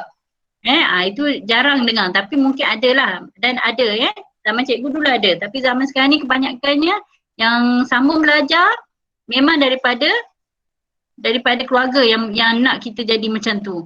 Okey? Kalau tanya Faiz sendiri, siapa yang suruh sambung belajar? Ada juga ibu suruh okay. Itu lah. Saya tak nampak yang lain ni kejap. Kalau Suraya? Suraya Sofi? Saya memang minat. Okey. Mak saya background keluarga? Latar belakang keluarga? Mak saya seorang guru. Kan saya kata memang ada kena-mengena. Okey, Nur Natasha? Saya sendiri. Sendiri. Okey, ibu ayah kerja apa? Business. Business. Okey, Khairul Azri. Macam cikgu pula seorang-seorang. Siapa yang galakkan kamu untuk belajar? Untuk saya sambung sendiri belajar? Saya sendiri. Sendiri. Ibu bapa? Tak ada kena-mengena dengan pendidikan. Okey, mak ayah kerja apa? Ayah buat kontraktor, mak tak kerja. Okey. So Okey. pilihan sendiri lah sebab. Okey, pilihan sendiri. Tapi nak jadikan ayah kontraktor kan? Okey, kat situ kita nampak satu kejayaan yang stabil Itu juga yang lain lah. Huldi, Muhammad apa ni, Nicholas, Harisa, saya yakin semuanya ada kena-mena dengan background keluarga kita Macam zaman cikgu dulu, kebanyakan yang sambung belajar nak lari daripada kesusahan yang dihadapi keluarga. Contohnya mak ayah lori getah, kerja kampung apa benda semua. Jadi anak-anak masa tu lagi struggle untuk sama belajar sebab tak nak berada dalam kehidupan yang sama dengan ibu bapa mereka Tapi zaman sekarang di KV sendiri untuk masuk kebanyakannya yang masuk UTHM ada 2 batch Pak ini ada 2 orang. Okey, kemudian yang lainnya UMP, UTEM dan juga UNIMAP. Okey. Yang di UMP sendiri 3 daripada 7 orang pelajar yang ke sana tu ialah background ibu bapanya ialah pendidik. Okey, yang lain tu bisnes apa benda dan ada 2 daripadanya kontraktor. Okey, kebanyakan nampak tak? Kenapa mak ayah kita, keluarga kita nak panggil guideline kita, bagi tunjuk arah kita untuk kita sama belajar. Sebab kita ada kaitan dengan keluarga kita lah. Okey. Apa ni, peranan ibu bapa lagi, teknikal dalam PDPR. Yang ni kita pergi kepada ibu bapa tadi, teknikal tu macam mana? Jadi mak ayah ni sebenarnya dia kena tahu apa medium yang digunakan oleh cikgu untuk menyampaikan PDPR kepada anak-anak mereka. Macam anak-anak saya sekolah rendah ni, cikgu ni hanya bagi grup WhatsApp je. Bagi kerja dan kemudian mak ayah lah yang kena tentukan. Okey, dia bagi link, suruh jawab secara dalam link tu, okey. Yang jawab tu pun terpaksa lah kita tekankan sebabnya dia ada masa. Dia ada masa apa semua nak bagi masa. Kalau contohnya dia bagi timing 10 saat untuk jawab. Kalau kita tak tekan, anak kita tak tekan lah. Okey, contohnya macam tu. Jadi memang mak ayah kat situ main peranan sangat. Tapi benda-benda ni semua sangat-sangat terkesan dengan ibu bapa yang ada kerja sendiri, contohnya berniaga ke, terpaksa kerja waktu anak-anak PDPR tak ada di rumah. Itu sangat-sangat mencabar bagi ibu bapa lah. Dan peranan ibu bapa lagi untuk support emosi anak-anak ni, macam mana nak bagi kebiasaan mereka belajar di rumah ni, susun jadual waktu anak-anak. Contohnya kita bangun sebelum subuh tu, kita kejutkan anak-anak, suruh mereka mandi, sediakan sarapan. Kita buat, okey pukul 8 hingga pukul 10 belajar, pukul 10 rehat, kemudian sambung mula sampai tengah hari, cukup. Contoh macam tu ibu bapa kena main peranan lah. Okey, sebenarnya maklum kepada guru jika pihak sekolah mengenai kekangan yang dihadapi lah anak-anak ni. Tapi kebiasaannya ada juga dalam kalangan ibu bapa ni, dia terpaksa backup anak. Macam anak saya selalu buat reverse psychology dengan dia. Okey, tak apa, mama ambil gambar tunjuk awak tengah tidur, tengah main game, bagi cikgu. Tak nak, marah sangat. Kita reverse psychology, boleh tak kalau macam ni? Dia tahu benda yang dia buat tu salah dan tak nak sangat kalau kita tunjuk ke cikgu dia apa dia buat. Okey. Jadi peranan sebagai ibu bapa tu dalam PDPR ni, maklumkan kepada cikgu lah yang mengajar anak tu. Contohnya kata anak demam ke, sekarang ni pula ada yang kita berhadapan dengan ada yang positif apa benda semua. Itu sangat-sangat penting maklumkan kepada guru-guru. Peranan seterusnya, beri kerjasama sepenuhnya kepada pihak sekolah dan guru bagi setiap pelajaran. Okey, katakanlah pukul 8 hingga pukul 10 bahasa Melayu, pukul 11 nanti bahasa Inggeris. Okey, jadi ibu bapa ni kena alert dengan jadual anak-anak dan beri kerjasama lah. Katakanlah anak dia tak rapat apa semua, tercapai internet ke apa, cuba hubungi guru, maklumkan. Mungkin bukan hari tu tapi maklumkan juga bila-bila masa. Itu peranan lah. Okey, seterusnya struktur semula keuangan keluarga. Okey, bila kita tahu kita akan PDPR, anak-anak kita akan belajar di rumah, sebagai ibu bapa kita kena cek balik keuangan kita. Berapa kita kena peruntukkan untuk capaian internet, berapa kita kena peruntukkan untuk beli peranti kepada anak-anak, sediakan tempat. Ada ibu bapa juga yang sediakan bilik khas untuk anak-anak belajar. Ada juga. Walaupun yang saya terkesan, saya tengok dalam Instagram tak silap berniaga, mak ayah berniaga, anak di bawah meja pun ada. Tapi itulah semua peranan ibu bapa. Okey. Menyediakan ruang pembelajaran yang saya kata tadi, okey, itu peranan kita sebagai bapa, tapi saya di rumah saya lebih suka berada di meja makan. Okey, sebab apa? Sebabnya kita sebagai ibu sambil kita mengajar PDPR ni, kita juga boleh uruskan anak-anak kita, beri makan, pantau anak kita pergi ke mana, kulu kile, tahu kulu kile? Yang dari Sabah tak tahu lah kulu kile, maknanya kita boleh tengok pergerakan anak kita pergi ke mana, pergi ke bilik, pergi apa, itu kita nampak lah kalau kita berada di ruang yang sesuai. Okey, seterusnya ni yang paling penting, adab tata cara dan etika berkomunikasi di media sosial. Sekarang ni semua ibu bapa ni ada dalam grup grup sekolah masing-masing, grup kelas, grup apa semua kan. Tapi kita sebagai ibu bapa ni, macam mana cara kita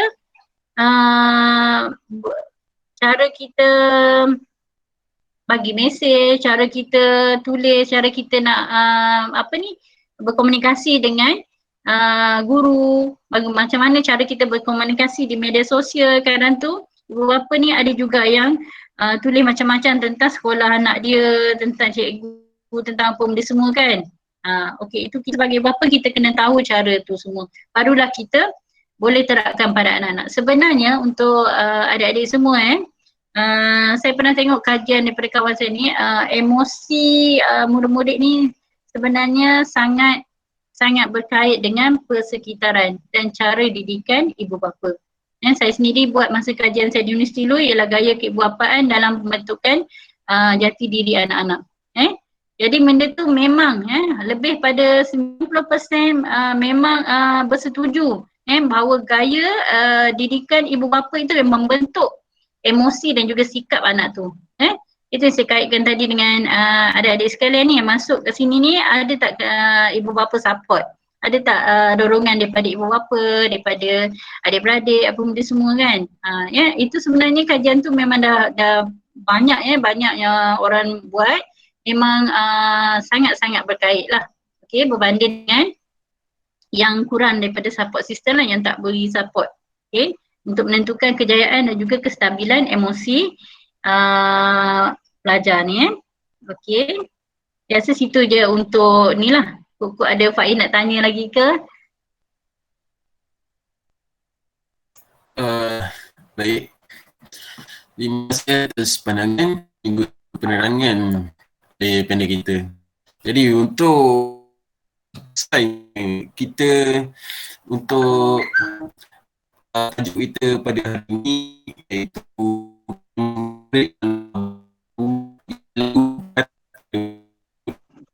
tak berapa dengar lah Faiz.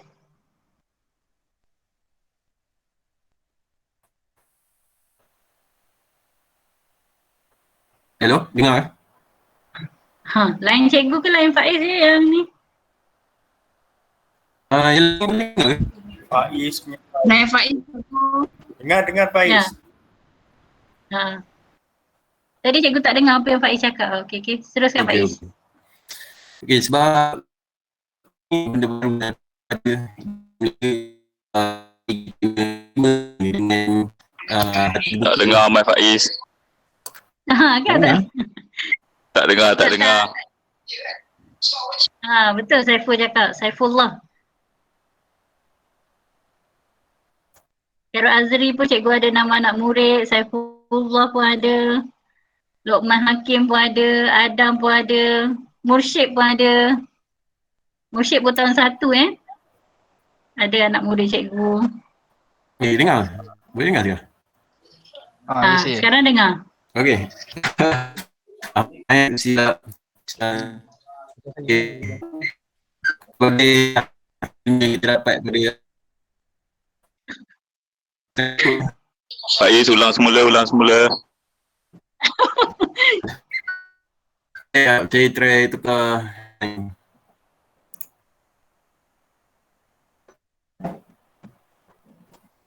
Ini antara salah satu cabaran juga dalam norma baharu ni. Betul cikgu. Saya setuju sangat.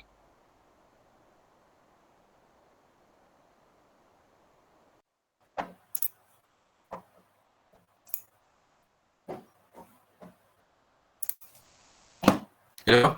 Sekarang boleh tak? Boleh. Boleh Cuba Pak boleh. cakap. Boleh? Okey. Okay, saya ulang balik lah.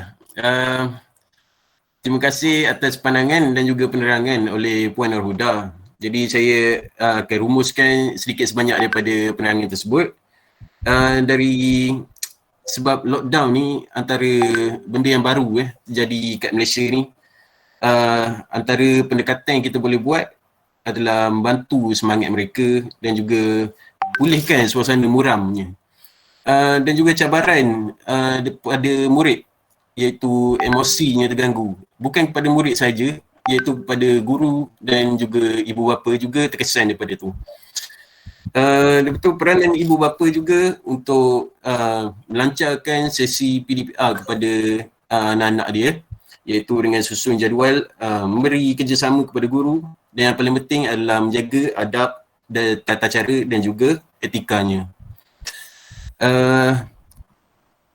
Saya akan membuka sesi soal jawab kepada para hadirin. Jadi jika ada soalan kepada panel kita, boleh menekan butang dan menekan butang raise hand dan buka mic untuk bertanyakan soalan. Para hadirin juga boleh bertanyakan soalan melalui chat box di bawah ya.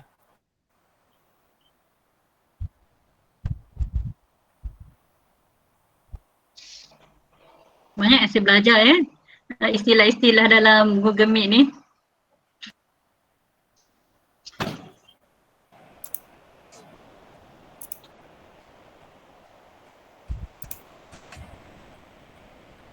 Ada apa-apa soalan? Macam mana semua emosi? Okay, Assalamualaikum. Tapi okey, Waalaikumsalam. Khairul Azri. Okay, Terganggu. saya nak tanya lah sebab benda Okey. mungkin lain sikit daripada ni soalan daripada tajuk kita lah. So kita nak tahu Okey, insyaAllah. sekarang ni guru kan dia guna PDPR. Dulu kita guna PDP kan. Okey. So apa pendekatan yang paling terbaik yang setakat ni yang cikgu ataupun cikgu-cikgu lain ataupun kerajaan yang dah buat untuk mengajar murid. Selain daripada maksudnya guna PDPR, tapi pendekatan apa yang terbaik? Kita tahu pendekatan banyak pendekatan pembelajaran. So apa yang paling terbaik setakat ni? Ataupun masih lagi ada cabaran ataupun ada masalah ataupun masih try atau test? Okey, terima kasih kepada Khairul Azri. Soalan tu menarik dan mencabar jugalah, memang sesuai sangat dengan norma baru ni. Okey, sebenarnya di peringkat kalau kementerian tu sebab kami guru-guru kami tidak sampai ke kementerian lah ya, tapi kita di peringkat sekolah ni memang kita macam-macam kaedah pendekatan apa semua untuk memastikan pelajar-pelajar ni masuk join PDPR ni, sama ada online ataupun offline ya, semua macam-macam kaedah ya. Contoh, tapi kita tak boleh samakan lah ya, dia bergantung juga kepada sekolah rendah dan juga sekolah menengah dan juga college college vocational contohnya. Okey, pendekatannya sebenarnya di peringkat guru-guru, semua guru ada group dengan ibu bapa untuk support anak-anak dalam online. Okey, contohnya lah pelajar ni tak masuk, okey, jadi guru-guru ni cuba untuk hubungi pelajar. Hubungi pelajar tu biasanya untuk yang sekolah menengah lah, yang dah ada peranti sendiri. Okey, tapi kalau yang di sekolah rendah, guru-guru ni dah bagi, guru-guru ni tak boleh skip. Kalau kami tak adakan PDPR, kami kena, ibarat kami tak bertugas. Okey, kami dah ada jadual sendiri. Katakanlah guru-guru kena mengajar daripada pukul 8 ke 10, memang kami kena buat. Okey, cuma masalahnya mungkin di peringkat murid dan juga ibu bapa lah ya. Okey, kalau di peringkat murid sekolah rendah, biasanya guru-guru ni akan hubungi murid, hubungi ibu bapa murid. Kalau di peringkat menengah dan juga college, biasanya terus kepada pelajar. Dan kita tengok dari segi pelajar ni masih lagi tak boleh join kelas tu. Okey, kelas yang diadakan di sekolah menengah biasanya online. Okey, kalau di bahagian sekolah rendah biasanya offline.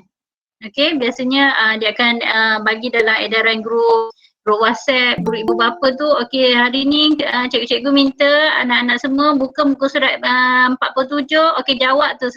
Setelah selesai jawab, sila snap gambar hantar kepada cikgu untuk direkodkan. Biasanya tu sekolah rendah lah. Tapi kalau sekolah menengah biasanya online dan cikgu akan bagi kuis mungkin dalam talian. Ada juga kena siapkan modul semua dan hantar. Biasanya intervensi daripada guru-guru ni pula, mereka akan carilah pelajar ni. Okey, katakanlah pelajar-pelajar yang tega ni biasanya dia akan serahkan kepada unit kaunseling. Selain itu mereka juga cuba hubungi ibu bapa. Itu yang saya dapat macam di peringkat saya sendiri. Kita dapat ibu bapa yang call kata minta maaf cikgu, saya sendiri tak boleh nak tolong anak saya. Saya kena maki. Saya rasa macam sedih sangat, menangis-nangis ya.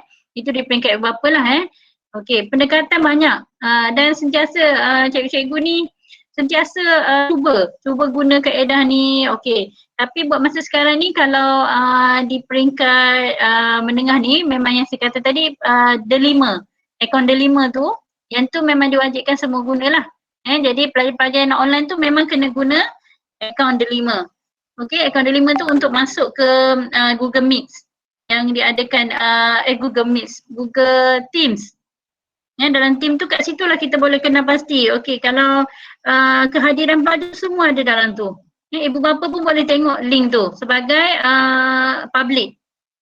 Walaupun ibu bapa tak ada delima tapi dia boleh tengok untuk public. Kat situ lah ibu bapa boleh tengok, oh anak dia tak masuk kelas ni. Padahal anak dia ada dalam bilik. Apa yang anak dia buat dalam bilik? Dia ada kat luar. Contohlah kalau ibu bapa yang alert lah. Tapi biasanya memang pelajar-pelajar yang tak hadir untuk tahun ni saja kami kena pasti kebanyakannya memang ibu bapa pun tak dapat bagi support kepada anak-anak tu. Dan juga kita dalam sebenarnya bila kita berkait dengan emosi ni, sebenarnya kalau ada dia nak tahu duduk dalam bidang ni, adik ni khusus modul kaunseling kan? Tapi adik bukan cikgu kaunseling kan? Betul? Bukan cikgu Modul kaunseling. kaunseling kan? Sebenarnya kita akan berhadapan dengan murid-murid kita yang keluarganya berpecah belah. Mak ayah bercerai, duduk dengan datuk, ada yang duduk dengan keluarga rakan semasa PDPR ni. Ada yang duduk mak dekat Selangor, ayah dekat Kuantan contohnya, anak-anak dekat Perak contohnya, ada yang macam tu. Memang kita sangat-sangat sedih kalau dapat pelajar yang macam tu. Tapi tu saya kata apa-apa pun semuanya kita balik mula kepada pelajar tu. Inilah pentingnya fungsi kita pemugaran emosi pelajar ni. Kita sentiasa beri kata-kata semangat, minda sihat, kita bagi tips-tips macam mana nak berjaya, macam mana nak bangun pagi, macam mana nak berhadapan dengan cikgu, macam mana nak siapkan tugasan. Semua tu dalam minda sihat untuk kembalikan semangat pelajar ni. Tapi alangkah indahnya bila kita dapat berjumpa dengan pelajar ni dan kita boleh kenal, kita boleh tahu macam mana apa yang pelajar tu rasa berbanding dengan kebiasaan baru ni. Okey, jadi saya menjawab Anchor Azri tadi, maknanya pelbagai cara bergantung kepada menengah dengan rendah tadilah, pelbagai cara yang digunakan lah. Okey, boleh jawab ke Azri? Boleh. Okey, saya ada satu lagi soalan aku. Okey. Macam kita tahu sekarang Kementerian Pendidikan kan dia bagi one off untuk 18,000 guru kemasukan pada Oktober. So yang macam kami terbaru ni. Okey, kami sebagai guru bakal guru lah maksudnya. So apa persediaan yang bakal yang kami kena buat untuk masuk kepada maksudnya masuk kepada sekolah guna kaedah yang terbaru ni, maksudnya PDPR, guna kaedah PDPR. Macam sekarang Oktober kan masih lagi PKP ataupun masih lagi dalam COVID. Okay. So apa persediaan yang kami perlu lakukan untuk hadapi benda tu? Okey, persediaan okey, masuk ke sekolah tu maksudnya posting ke ataupun untuk ada macam contohnya induksi, benda apa tu? Bukan induksi, mungkin ni kot latihan mengajar. Latihan tu kan. Okey. Okey, yang terbaru cikgu praktikal. Cikgu praktikal kan. Praktikal tu mereka pun semuanya kena menggunakan online. Okey, tapi dalam masa yang sama cikgu-cikgu praktikal ni perlu berada di stesen. Kalau kamu belajar di U ni boleh, walaupun belajar di UTHM masih boleh berada di Sabah, masih boleh berada di Sarawak, masih boleh berada di Pahang, di Johor semua kan.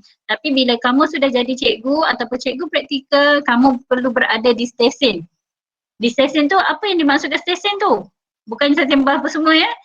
Okey saya berada di stesen tapi stesen Kelana Jaya. Ada sekolah di Temerloh. Tak boleh macam tu. Dia kena berada di stesen. Kalau Temerloh sekolahnya paling kurang pun kamu kena berada dalam radius 30 km daripada situ. Itu ialah rumah kamu semasa kamu bekerja. Jadi kalau adik-adik nanti andai kata benda ni berlanjutan, adik-adik kena buat, biasanya lah kalau praktikal pengalaman cikgu sendiri, UTHM ni dia akan berikan siap-siap dah sekolah untuk di coverage dia lah, untuk apa ni? Untuk dia cover untuk you tu sendiri cover. Okey, jadi adik-adik katakanlah adik-adik kena sekolah di Johor, di daerah Keluang. Jadi adik-adik kena berada di situ. Ataupun dengan jasa baik, semuanya benda ni sebenarnya boleh counting boleh apa? Boleh counting. Boleh counting. Dengan apa panggil pihak pentadbir sekolah lah yang akan adik-adik nanti untuk praktikal untuk untuk posting macam mana dengan contohnya lah, katalah kamu berada di Sarawak tapi kamu kena praktikal di Batu Pahat. Jadi benda tu nampak macam kamu kena, takkanlah kamu nak naik flight apa benda semua kan. Benda tu adalah satu benda yang boleh dipertimbangkan. Okay, tapi kaedahnya kamu akan diberi ni lah, kamu akan diberi tugasan, kamu akan diberi jadual untuk kamu masuk. Dan cabaran kamu ialah kamu kena kenal murid tanpa kamu pernah jumpa sekalipun. Macam mana dengan serupa macam kamu belajar dalam kelas ni tapi kamu tak pernah jumpa. Kalau Azri tak pernah jumpa Natasha, tak pernah jumpa Ahmad Faiz, macam tu lah berlakunya nanti kalau kamu berada di sekolah nanti. Kalau masih lagi dalam norma macam ni. Kamu kena kenal murid-murid kamu, kamu tahu oh nama dia Alias, Adam apa semua tapi kamu tak pernah jumpa. Kalau jumpa pun mungkin dia boleh on kamera, okey ni. Itu maknanya di alam maya sahaja. Tapi dari segi fizikal kamu tak akan jumpa lah. Okey, Azri? Ada lagi? Okey, yang berkait dengan 18 kata nak posting tu sebenarnya memang itu yang lepasan degree lah degree pendidikan diutamakan. Okey, jadi mereka ni memang kena isi slot kekosongan. Kosongan tu bukan apa sebab sekarang ni bebanan cikgu terlalu banyak. Adik-adik nanti kalau betul-betul nak jadi, memang sekarang ni dalam bidang pendidikan, adik-adik kena siap diri adik dengan ilmu pendidikan. Dan kena ingat, mengajar bukan hanya sekadar mengajar. Mengajar tu sebenarnya dari jiwa.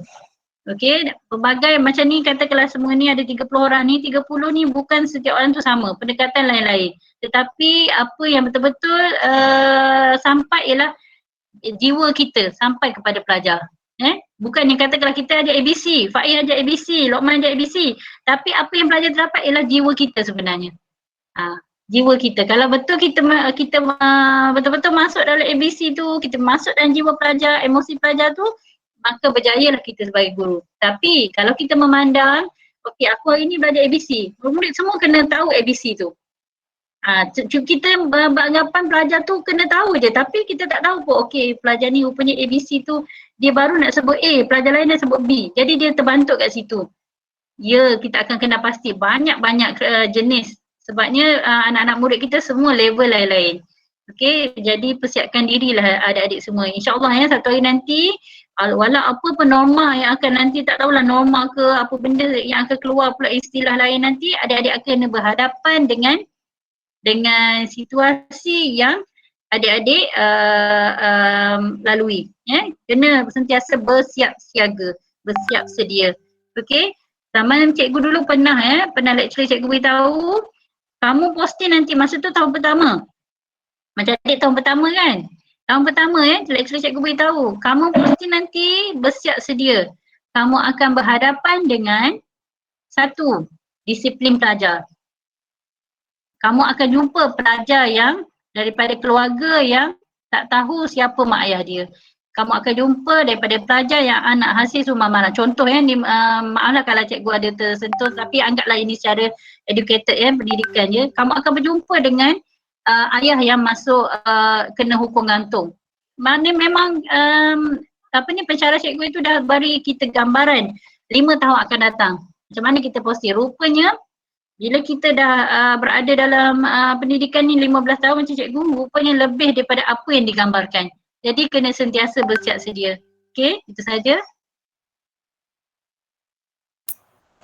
Okey, terima kasih.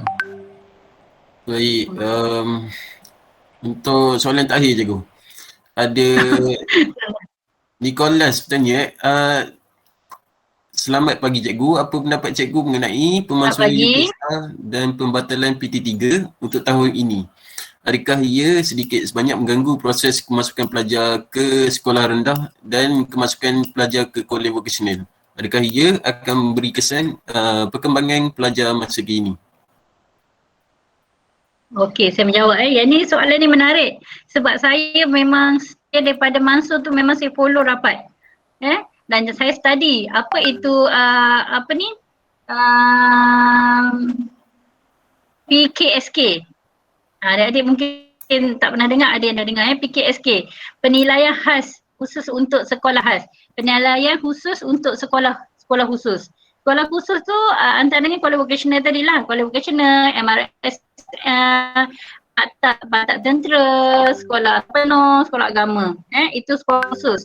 Begitu juga dengan di peringkat UPSR, sekolah khusus dia ialah kemasukan ke sekolah laksamana penuh, kemasukan ke sekolah agama, apa benda semua, itu ialah sekolah khusus dipanggil.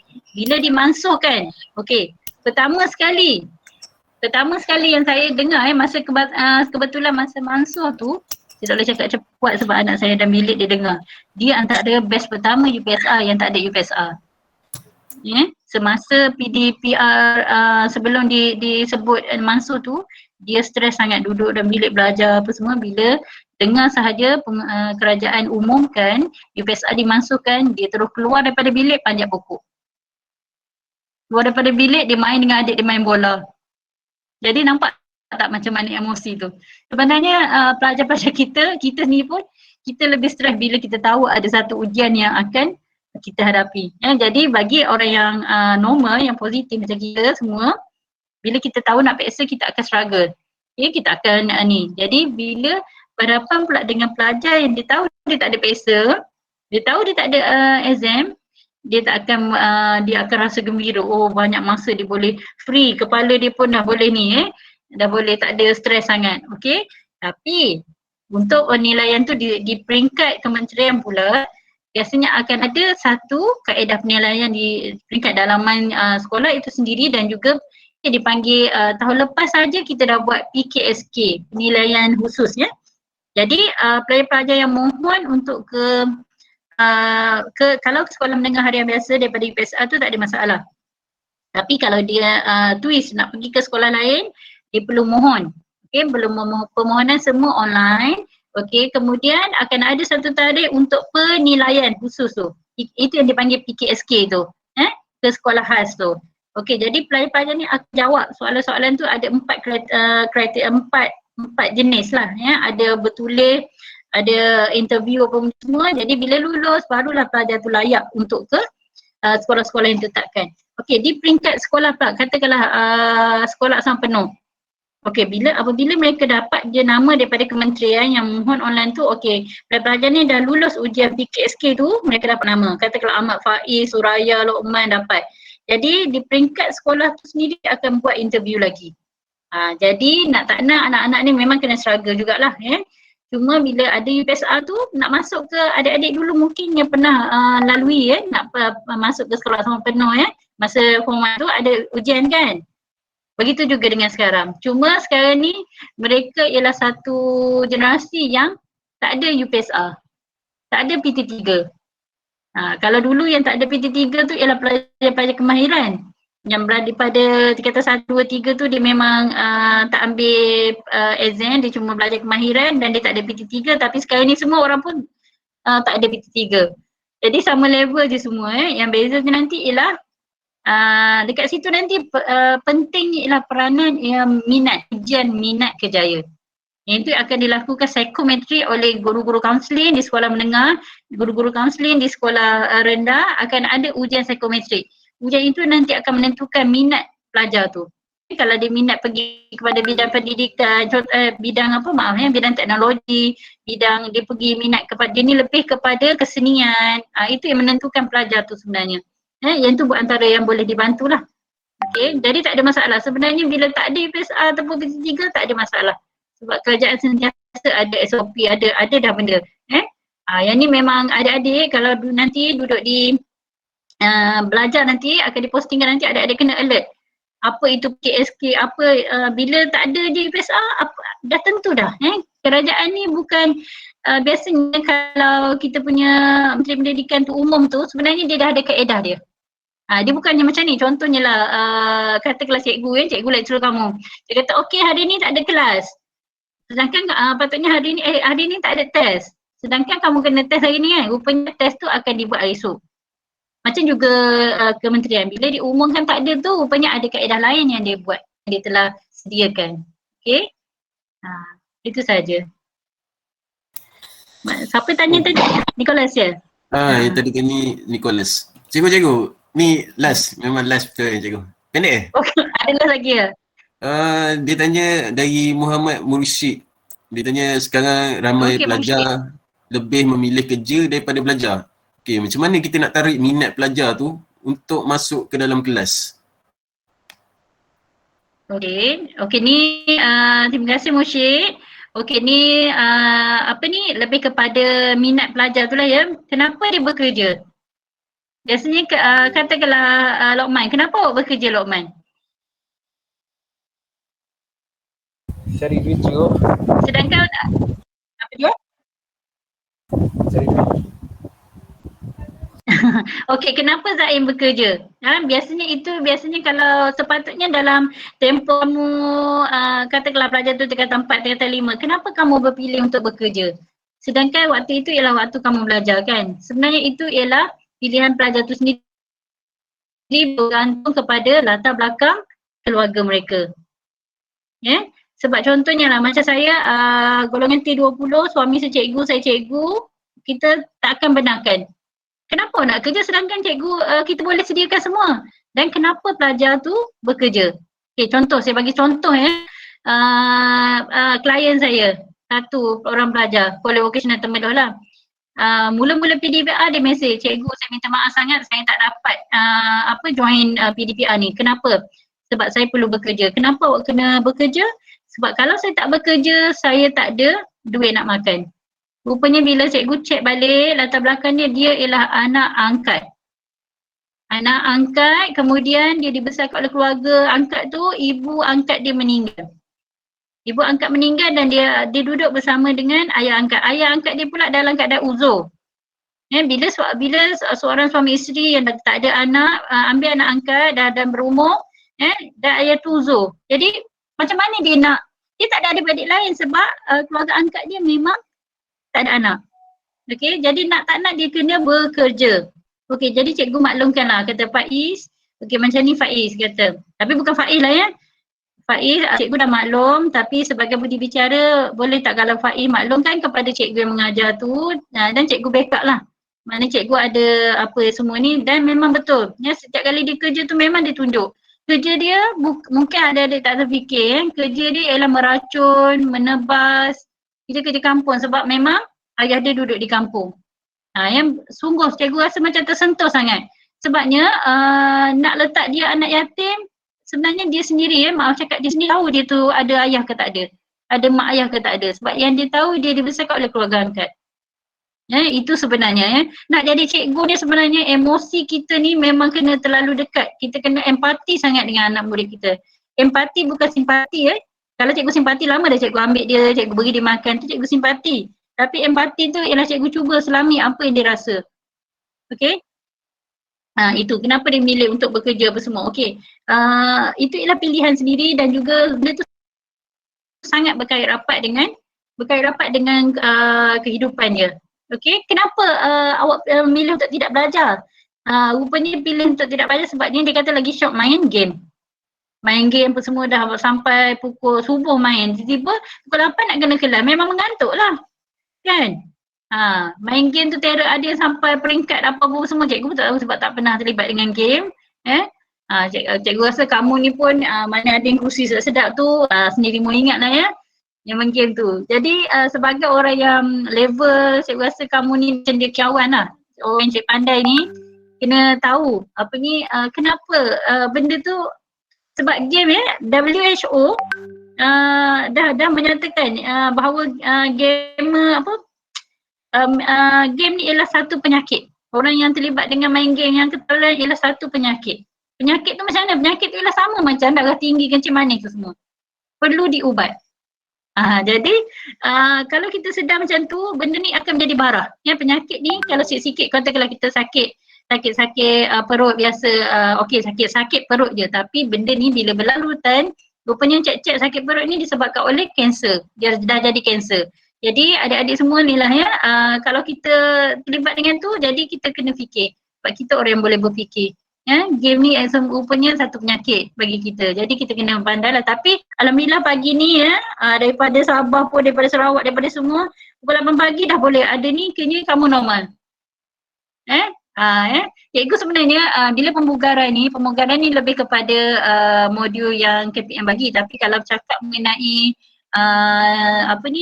psikologi ke apa benda, cikgu lebih menarik lagi lah sebab memang ada pengalaman yang tu. Kita boleh kenal gaya awak duduk, gaya awak pandang, gaya awak bertanya pun cikgu dah boleh kenal. Sebab anak murid cikgu dah beribu-ribu, berpuluh-puluh ribu dah. Macam-macam jenis. Semua lain, semua istimewa. Semua ada kliniknya masing-masing. Okey, jadi menjawab tadi dia bekerja daripada belajar boleh kalau ikutkan dalam umur mereka tak nak bekerja. Macam anak cikgu beri kerja semua tak nak. Tapi sebabnya kenapa dia tak nak bekerja? Sebab dia dah ada semua. Dia dah ada duit, duit raya pun banyak pun dia semua berbanding dengan yang memilih kerja tadi, dia tak ada semua. Baju raya pun tak ada. Orang lain beraya dia masih lagi jadi rider, hantar Pizza Hut, hantar benda semua dia bekerja. Jadi dia tak ada rasa macam mana satu keluarga yang kukuh macam tu. Biasanya macam tu lah Tapi tak jumpa lagi, cikgu belum jumpa lagi mana-mana yang bekerja tu memang daripada mak dia ialah pensyarah, ayah dia doktor tapi dia bekerja, dia tak nak belajar. Jangan lagi lah Tapi biasanya yang okey setiap keluarga ni masih boleh fokus pada PDPR. Okey, ada lagi soalan? Tak apa soalan cikgu okey je. Tapi kamu lah mungkin pernah sikit. Saya rasa tak ada dah kot soalan. Dah ingat emosi ni sebenarnya sangat-sangat berkait rapat dengan persekitaran. Persekitaran keluarga tu. Dalam rumah baru ni dia ada di rumah, jadi emosi dia terganggu dengan rumah. Tapi semalam dia baru dapat kan. Tapi semalam emosinya pula sebab pakwa dia kaki maki. Stres sebab apa? Sebab sikit-sikit kan nak marah lah sebab dah lama tak jumpa. Kan? Itu pun mengganggu emosi. Sebenarnya emosi ni sangat-sangat mudah dijaga apa benda semua kalau kita faham, kita sedar Tapi emosi sebenarnya ialah sangat rapat dengan persekitaran semasa belajar tu, murid-murid tu. Okey? Okey, terima kasih atas semua soalan-soalan yang telah dikemukakan. Saya harap penerangan yang diberikan menjawab soalan anda semua. Maka dengan ini, baiklah sudah buat bicara kita pada pagi ini. Saya mohon maaf jika ada kekurangan daripada saya. Saya berharap agar program ini dapat memberi manfaat kepada para hadirin sekalian. Para hadirin juga diminta untuk membuka link di chat box untuk mengisi borang kehadiran untuk pada pagi ini. Seterusnya, saya akan menyerahkan balik program ini kepada pengerusi majlis. Assalamualaikum dan sekian, terima kasih. Assalamualaikum. Hadirin sekalian, dengan sempurnanya penyampaian itu tadi, maka sempurnalah majlis perbicaraan kita pada hari ini. Ini yang dikatakan ibarat menanam sudah dituai, ibarat musafir sudah sampai. Upama belayar telah sampai ke pelabuhan, upama berjalan telah sampai ke destinasi. Bagi pihak majlis, kami ingin memohon maaf sekiranya terdapat kekurangan dan ketelanjuran di sepanjang majlis ini. Para hadirin diminta untuk membuka kamera untuk sesi mengambil gambar. Sila beli kerjasama. Suraya punya MC macam majlis kombo. Para hadirin ni. Tapi tak apa, pengalaman Okey, bagus tu. Sebab cikgu sudah ada 2 kali pengalaman mengencara majlis convocation. Jadi cikgu tahu macam mana cara intonasi dia. Tapi bagus tu. Ya? So buka kamera pun macam nak suruh graduan ya. Okey. Saya Dia boleh Tapi tukar okey. suara cikgu. Apa dia? Dia boleh macam-macam suara boleh. Betul tu. Okey Adam buka. Nak tengok mana Nicholas Mushid. Kita tengok Ayul, Izam, Jack Wilden.